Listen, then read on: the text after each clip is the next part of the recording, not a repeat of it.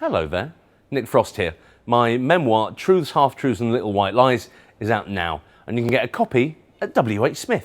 Don't just stop at one, it's really good to have a spare in case you read it so many times the pages disintegrate.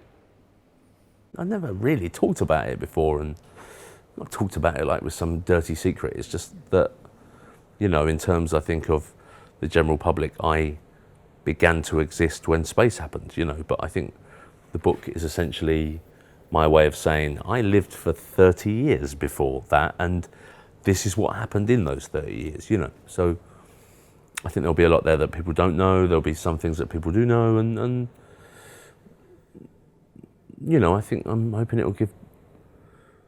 I think, yeah, it would be nice to think that there are normal people out there who can read this and think, oh well, my life is a bit like this too, and so maybe I'll just keep ploughing forward, and you know, I think that's kind of also what I wanted to do when I wrote this book, and is not to inspire, but for people to think, oh, he's just like me, you know.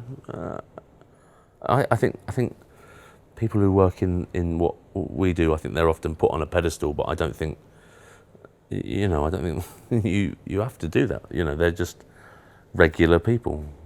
It was a difficult decision to write it because I don't want to upset anyone or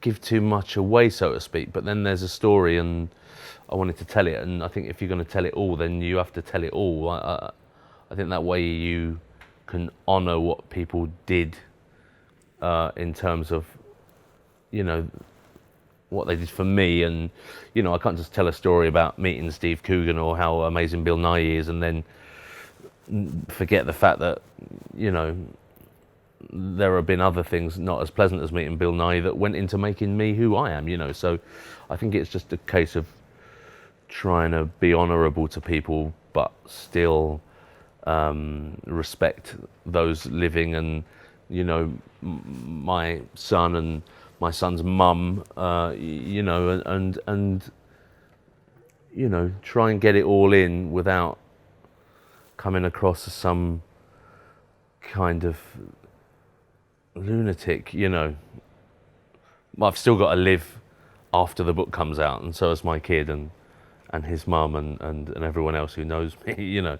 And I don't want people to be mad at me, so I'm trying to walk that line between telling the truth and being completely honest, and also knowing that I could potentially live for another 38 years after the book comes out.